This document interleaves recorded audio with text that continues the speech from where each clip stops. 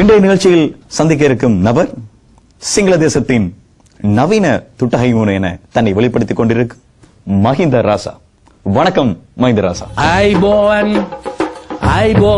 வணக்கம் வணக்கம். உங்களிடம் முதற் கேள்வி என்னவென்றால், மன்னிக்கணும், உங்களுடைய சட்டையில் இரத்தக்கரை படிந்திருக்கிறது, என்ன காரணம் என்று தெரிந்து கொள்ளலாமா? இது பேனமை தான், சுவப்பு பேனமை. அது சைனாக்காரன் கொடுத்தது, சுவப்பா தான் இருக்கும். அவந்தால என்று சொன்னது, அது பேனைய ஒரு ஆயுதம் தானே சொல்றாங்க. அதுதானே அது சுவப்பா கேட்கறது.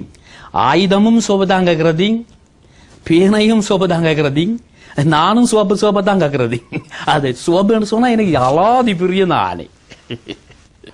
சீனா மட்டும்தான் உங்களுக்கு ஆயுதம் பேனா தந்தார்களா அல்லது வேற நாடுகளும் பேனா தந்தார்களா? நிறைய நாடுகள் தந்தது, நிறைய தந்தது. அதுக்கு நாங்கள் சொல்றதுக்கு தான் நான் இப்ப எல்லா நாடுகளையும் போய் வாரது. இஸ்ரேல் தந்தது, ஈரான் தந்தது, இந்தியா தந்தது, பாகிஸ்தான் தந்தது. இதுல நிறைய நாடுகள் அள்ளி கொடுத்தது எங்களுக்கு. நாங்க வேண்டினது, கணக்கு வேண்டினது, எல்லாரையும் வேண்டி இருக்கிறது. அதுல ஒரே ஒரு நாடு தான் எங்களுக்கு கொஞ்சம் நிபந்தனை போட்டது. அதுல இந்தியா மட்டும்தான் எங்களுக்கு சொன்னது, தாங்க தாரதை வெளியிலே சொல்ல வேணாம் என்று சொன்னது. ஏன்னு சொன்னால் அவங்களுக்கு உள்ளூர்கே பிரச்சனை வரந்தானே. இது எங்களுக்கு அதை பற்றி பிரச்சனை இல்லை தானே. இது எங்களுக்கு எங்கட பிரச்சனை, அது எங்கட நாட்டு பிரச்சனை தான் பெருசு. அவங்கள பற்றி எங்களுக்கு கவலை இல்லை தானே. பிரச்சனை என்று சொல்லும் பொழுதுதான் எனக்கு ஞாபகம் வருகிறது, பயங்கரவாதம் ஒழித்த பின் தமிழர்களுக்கான நிரந்தரமான தீர்வு என்று சொன்னீர்கள். உங்களுடைய கணக்கின்படி 6-7 மாதங்கள் கடந்த பின்பு இன்று வரை தமிழர்களுக்கான நிரந்தரமான தீர்வு கிடைக்கப்பெறவில்லை. இன்றைய நிலைமையில் தமிழர்களுக்கான தீர்வு தான் என்ன, அதை வெளிப்படையாக கூற முடியுமா? இது நீங்கள் கேள்வியை எங்கள்கிட்ட மாறி கேட்கிறது நினைக்கிறது. நான் இது நீங்கள் கருணாநிதி தான் நீங்கள் கேட்கணும். இது நீங்க எங்கள்கிட்ட மாறி கேட்கறது அவர் தப்பா கேட்கறதுன்னு நினைக்கிறது. நான் தமிழ்நாட்டு தமிழருடைய பிரச்சனையை கேட்கவில்லை, இலங்கை தமிழருடைய பிரச்சனையை தான் கேட்கிறேன். தமிழ் மக்கள், இலங்கை தமிழ் மக்கள், என்ன இருக்கிறது? இலங்கை தமிழ் மக்கள் கொஞ்சம் இருக்கிறதுங்க. சாரி.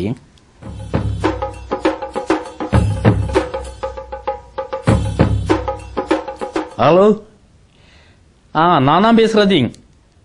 ஐபோன் இதுங்க எங்கட இலங்கையில தமிழ் மக்கள் இருக்கிறது. அது எங்க இருக்குதுன்னு சொல்லி தொலைகிறது தானே.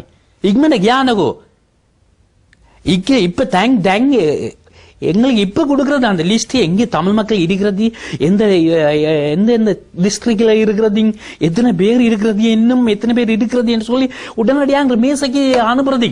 இக்மண்டே வாண்டகோ நமஸ்தே, தேங்க்யூ. இதான் கொஞ்சம் இடங்களே எண்ணம் இருக்கிறது. நாங்கள் அவங்களே கெதியில முடிக்கிறது, அந்த அவங்களுடைய பிரச்சனையே கெதியில முடிக்கிறது. நான் கேட்பது என்னவென்றால், இலங்கை தமிழருடைய பிரச்சனைக்கு உங்களுடைய தீர்வு திட்டம் தான் என்ன? நான் அப்போதைக்கு கூடியிருந்து உங்களை பார்த்து கொண்டிருக்கிறது. நெடுக சொல்றது தமிழருக்கு பிரச்சனை என்று சொல்றது. தமிழருக்கு எங்க இருக்கிறது பிரச்சனை? வடக்கிலே வசந்தத்தை உண்டாக்கி இருக்கிறது. அங்கே விஜயன் படம் ஓடுகிறது, அஜித்தின் படம் ஓடுகிறது, டான்ஸ் மாநாட மயிலாடையெல்லாம் நடக்கிறது. அவங்க நாடகத்தை பார்த்துட்டு அழுகிறது, மாநாட மயிலாட பார்த்துட்டு சிரிக்கிறது. கலைஞர் டிவி பாக்குறது, சன் டிவி பாக்குறது, எல்லா டிவியும் பாக்குறது. கோயிலுக்கு போறது, டான்ஸ் ஆடுறது, டிஸ்கோ ஆடுறது, நமிதாண்டு டான்ஸ் போடுறது. கிழக்கு வசந்தத்திலே என்ற 2 செல்ல பிராணிகள் அங்கே வாலாட்டி வேலை செய்யறது. எவ்வளவு வேலை செய்யறது? இதை விட நான் தமிழருக்கு ஒரு சிங்கள நாட்டிலே தமிழங்களுக்கு இவ்வளவு பூர்ண சுதந்திரம் கொடுத்திருக்கிறது என்றால் அது தமிழருடைய பிரச்சனை தீர்ந்துக்கிறது என்று தான் அர்த்தம். நீங்க துரும்பி கேட்கிறது, தமிழருக்கு அங்கே பிரச்சனையே இல்லை. நீங்கள் சொன்னீர்கள் தமிழர்களுக்கு எந்த பிரச்சனையும் இல்லை என்று. ஆனால் உண்மை உலக அரங்கில் ஓங்கி ஒலிக்கிறது.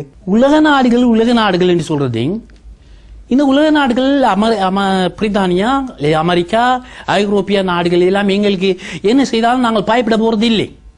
என்ன சொன்னால் எங்களுடைய பெஸ்ட் ஃப்ரெண்ட் நாடுகள் வந்து எங்களை ஒருபோதும் கைவிட மாட்டது. யார் உங்களுடைய ஃப்ரெண்ட்ஸ் என்று எங்களுக்கு சொல்லிடுமா? அது நாங்கள் இப்ப உங்களுக்கு சொல்ல போறது இல்லை, உங்களுக்கு நல்லா தெரியும். நான் நல்லா ஒன்று மட்டும் சொல்றது, இந்த உலக நாடுகளிட்டே நாங்கள் பின் கதவால போய் பிச்சை எடுப்பமே தவிர முன் கதவால போய் நாங்கள் ஒரு காலமும் பிச்சை எடுக்க போறது இல்லை. எங்களுடைய இறையாண்மை, எங்களுடைய பிரச்சனைகளை நாங்கள் பார்த்துக்கொள்கிறது. இதிலே உலக நாடுகள் தலையிட போறதில்லை. இது போலதான் சர்வதேசமும் உங்களுக்கு முன்கதவால் கைகளை கொடுத்து கொண்டு பின் கதவால் உங்கள் ஆட்சியை கவிழ்ப்பதற்கான முயற்சிகள் எடுப்பதாக அரசியல் ஆய்வாளர்கள் கூறுகிறார்கள். இதை பற்றி நீங்கள் என்ன சொல்கிறீர்கள்?